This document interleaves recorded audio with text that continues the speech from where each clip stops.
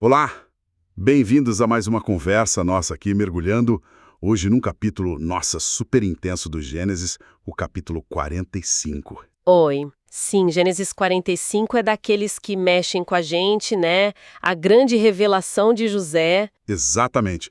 Vamos analisar esse momento crucial, a revelação da identidade de José para os irmãos, lá no Egito. A gente está se baseando aqui nas notas e comentários de duas bíblias de estudo ótimas, a Roman e a NA. Isso. E a ideia é ir fundo, né? Tentar entender as emoções, a teologia que o próprio José traz ali, como a família reage. Exatamente. E o que essa reconciliação toda significa, né?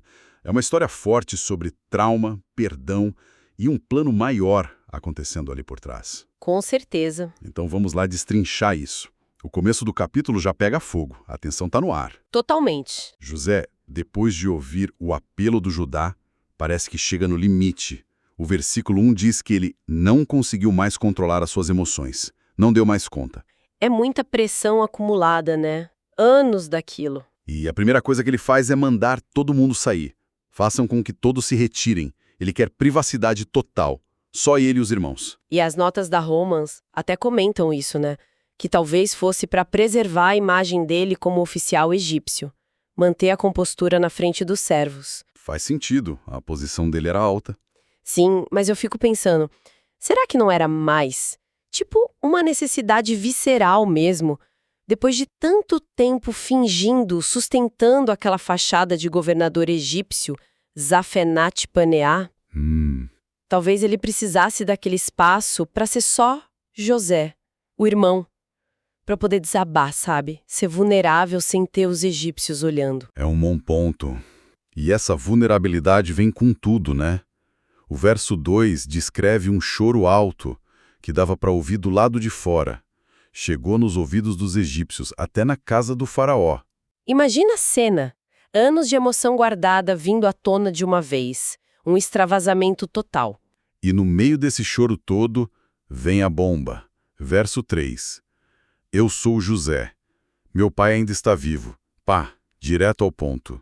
E essa pergunta sobre o pai, nossa, mostra onde o coração dele estava esse tempo todo, né? Não era sobre poder, vingança, era sobre a família, sobre Jacó. Exato. E a reação dos irmãos. O texto diz que eles ficaram pasmados, assustados. Não conseguiu nem responder. Poderá. Imagina o choque. O governador do Egito, todo poderoso que eles temiam, de quem dependiam para sobreviver. É o irmão que eles venderam como escravo. Exatamente. O medo deve ter sido paralisante. A culpa, o pavor do que ele poderia fazer agora. Ficaram mudos. José percebe o pânico deles, né? Ele não os deixa lá naquele estado de choque. No verso 4 ele chama, por favor, cheguem mais perto de mim. Um gesto importante para diminuir a distância física, hierárquica e talvez a emocional também, né? Sim. E aí ele reafirma, conectando tudo. Eu sou José, o irmão de vocês, a quem vocês venderam para o Egito. Ele não alivia. Fala na lata. E esse chamar para perto, junto com a afirmação direta, mostra que a intenção ali não era acusar, pelo menos não naquele momento, era reconectar. Ele nomeia o ato terrível, a venda, mas como ponto de partida para outra coisa. E essa outra coisa é surpreendente. Verso 5. José vira o jogo completamente na interpretação. Ele fala, agora, não fiquem tristes nem irritados contra vocês mesmos por terem me vendido para cá. É de cair o queixo, né? Ele praticamente os absolve ali, na hora. E a justificativa que ele dá é totalmente teológica. Pois foi para preservar vidas que Deus me enviou na frente de vocês. Uau! É a grande sacada dele. Ele não nega o que fizeram, a maldade ali. Mas ele coloca tudo dentro de um quadro muito maior. A providência de Deus. As notas, tanto da Roman quanto da Nayá, batem muito nessa tecla da soberania divina. Deus agindo apesar da maldade humana, e até através dela, para um bem maior. É uma fé muito madura, né? Enxergar isso no meio de tanto sofrimento. Madura e, nossa, que capacidade de ressignificar a própria história. Isso é muito forte, psicologicamente falando também. E ele continua essa linha de raciocínio nos versos 6 a 8, ele lembra da fome, 2 anos já se foram, ainda faltam 5, sem cultivo da terra nem colheita, ou seja, a situação era desesperadora. Ele usa a crise como argumento, né? Sim. Deus me enviou adiante de vocês para lhes preservar descendência na terra e para lhes conservar a vida por meio de um grande livramento. A conclusão dele é radical. Portanto, não foram vocês que me enviaram para cá, mas Deus. Impressionante! De que Deus o colocou naquela posição toda. Pai de Faraó, que Anás explica que é um título tipo conselheiro próximo, né? Isso, um título honorífico de grande confiança. Senhor da casa dele e governador de todo o Egito. Ele basicamente diz, olha a situação, olha a minha posição, isso não é acaso, é plano de Deus para salvar a nossa família. Exatamente. E ao fazer isso, ele não só dá uma explicação teológica, mas valida o poder que ele tem. Não é só sorte, não é só mérito. É desígnio divino para a sobrevivência de todos eles. E essa narrativa que ele oferece, sem amargura aparente, é o que abre a porta para a reconciliação. Ele permite que eles se vejam não só como vilões, mas como peças involuntárias num plano maior. Com essa base estabelecida, a conversa muda. Fica prática, urgente. No verso 9, José já dá a ordem. Voltem depressa para o meu pai e digam-lhe, assim diz o seu filho José, Deus me pôs como senhor de todo o Egito. Venha para cá, não se demore. A prioridade é trazer Jacó e todo mundo para a segurança do Egito. Faz todo sentido a urgência. 5 anos de fome pela frente. Em Canaã era morte certa. A única chance era ir para o Egito rápido. E José já tinha o plano todo na cabeça. Verso 10. Ele oferece a terra de Gósen para eles morarem, perto dele. Uma área estratégica, né? Sim, e a oferta é completa. Jacó, filhos, netos, rebanhos, gado, tudo o que vocês têm. E garante o sustento no verso 11. Ali eu sustentarei, para que não venham a passar necessidade. Ele cuida de tudo. E essa escolha de Gósen, como as notas da Naá indicam, foi muito inteligente. Provavelmente no delta oriental do Nilo, fértil, boa para o pastoreio deles, e um pouco separada do centro egípcio. Ah, interessante isso. Sim, porque facilitaria para eles manterem a identidade cultural, religiosa. José pensou na sobrevivência física, mas também na continuidade do povo deles. Foi uma solução prática e sensível. Para provar que era ele mesmo, no verso 12 ele diz, vejam com os seus próprios olhos, e os olhos do meu irmão Benjamim também podem ver, que sou eu mesmo quem está falando com vocês. Talvez pelo jeito de falar, né? A língua, o hebraico, como a Holman sugere. Ou só a familiaridade voltando aos poucos, né? O rosto, a voz. Pode ser. E aí a emoção volta com força. O verso 14 descreve ele abraçando Benjamim, os dois chorando juntos. Ah, esse momento com Benjamim é especial demais. O único irmão por parte de mãe, Raquel, a conexão mais direta com a infância, com a mãe que perderam, é muito terno. Um choro de alívio, de saudade acumulada. Com certeza. De reconhecimento mútuo depois de tanto tempo. E não para no Benjamim. Verso 15. José beijou todos os seus irmãos e chorou sobre eles. Um gesto de perdão total, de aceitação. Uma catarse mesmo. E o texto faz questão de frisar. Foi só depois disso tudo, depois do choro, dos abraços, dos beijos, dessa demonstração física de reconciliação, que os seus irmãos falaram com ele. Essa sequência é muito importante, não acha? Primeiro o choque, depois a reinterpretação teológica que alivia a culpa, a explosão emocional que lava a alma. E só então a conversa flui. Demonstrado fisicamente, para que as palavras pudessem finalmente surgir entre eles. A reconciliação precisou desse caminho emocional para se tornar verbal. Fascinante. E a notícia, claro, não fica só ali. Vaza para o palácio.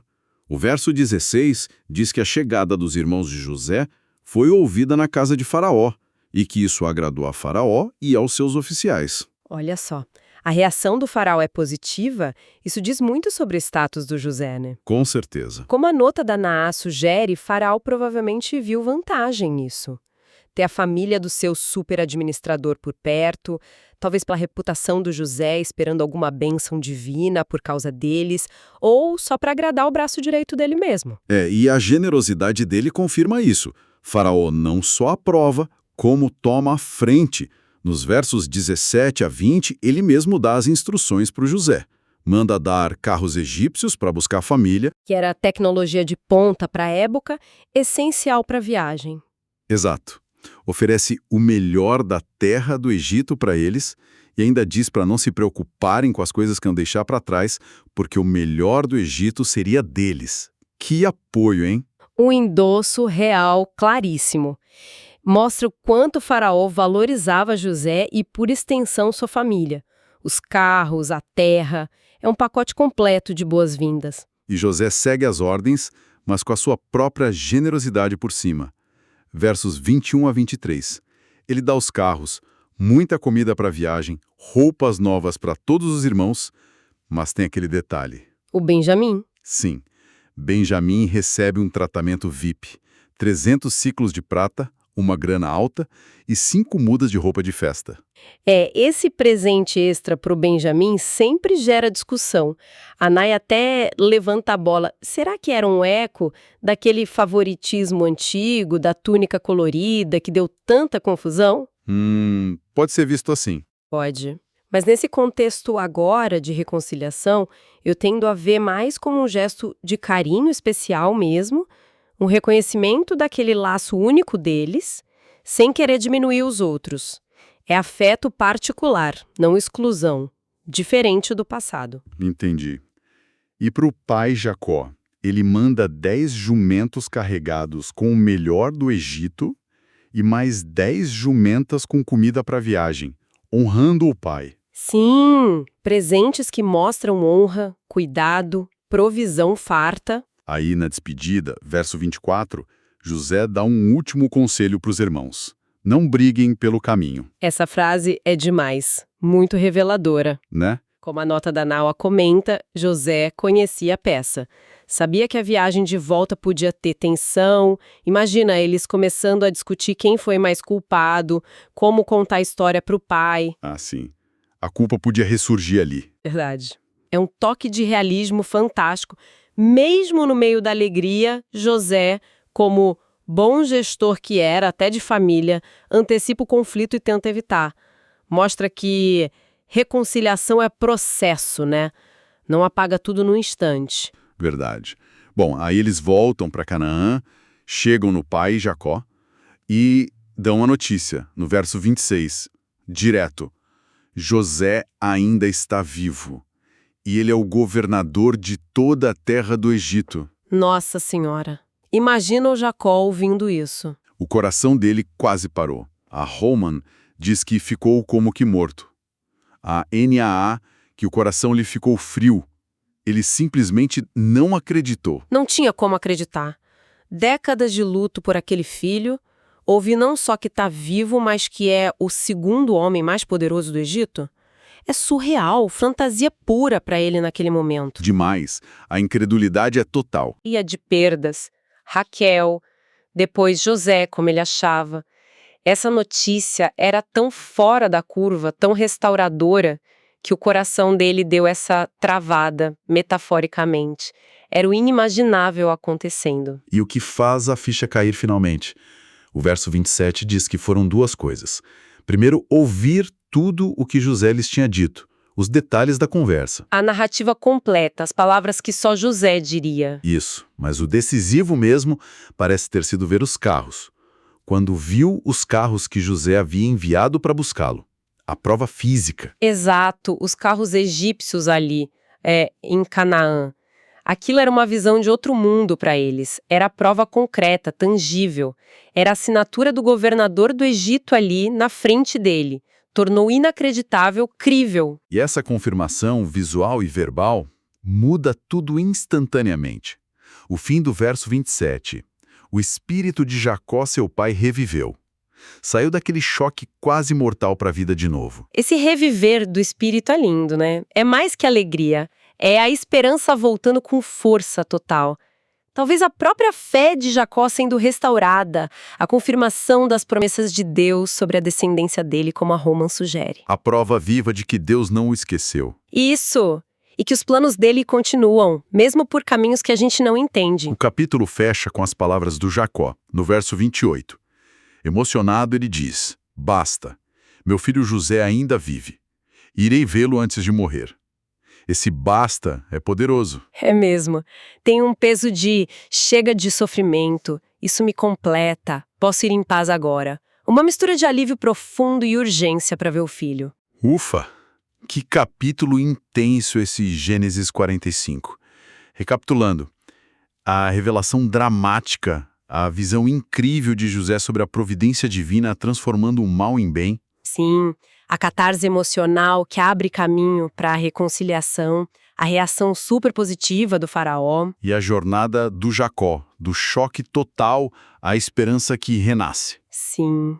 E pensando em tudo isso, vários temas ficam ecoando, né? O perdão, que não é esquecer, mas dá um novo significado à ofensa dentro de um plano maior. A fé que resiste, que encontra sentido até no meio do caos e da injustiça por décadas. Exato. E a complexidade da família, né? As feridas, as traições, mas também essa capacidade impressionante de restauração, de cura, mesmo quando parece impossível. Mostra que o passado, por mais doído que seja, não precisa ser uma sentença para o futuro das relações. Perfeito. E isso me deixa pensando. A história de José convida a gente a refletir, né? Como a nossa perspectiva, que pode mudar com o tempo, com a fé, com uma compreensão maior, pode alterar completamente a forma como a gente lê o nosso próprio passado, especialmente as partes difíceis. José não mudou os fatos, a venda, o sofrimento, tudo aconteceu, mas ele mudou o significado que ele deu a tudo isso. Ele achou um propósito redentor onde poderia ter só mágoa. Quantas vezes nas nossas histórias, nas nossas famílias, a gente fica preso numa única versão dos fatos? É verdade. Será que se a gente tentasse olhar de outro ângulo ou considerar um quadro mais amplo, a gente não poderia achar novos significados? Ou até caminhos para a reconciliação onde hoje parece não ter saída? Como essa história tão antiga de sofrimento transformado pode, sei lá, iluminar um pouco os nossos desafios de hoje? Fica aí a reflexão.